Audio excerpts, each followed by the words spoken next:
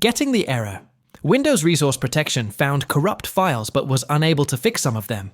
Don't worry. Here's how to fix it using SFC, DISM, and simple steps. Step 1. Scan your drive. Using File Explorer. First, open File Explorer. Click on this PC. Now, right-click on Local Disk C: and choose Properties.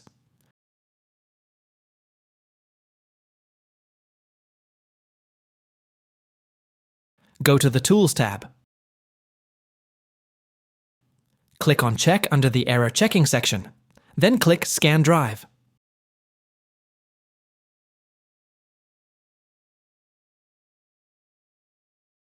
Wait a few moments. Once it's done, click Close. Then click OK. Step 2. Use the DISM command to repair Windows image. Now let's run the DISM tool. Search for CMD in the Start menu. Right-click and choose Run as Administrator.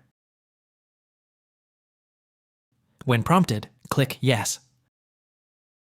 Now, copy the command below from the video description, dsm/online/cleanupimage/restorehealth, paste it into the command prompt by pressing Ctrl+V, then press Enter.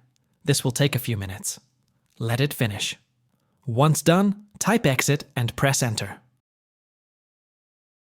Step 3. Run the chkdsk command again. Search CMD.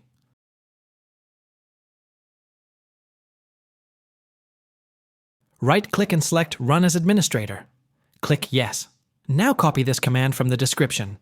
chkdsk/f/x/rc:. Paste it using Ctrl+V, then press Enter. It will ask you to schedule this check after restart. Type Y, then press Enter.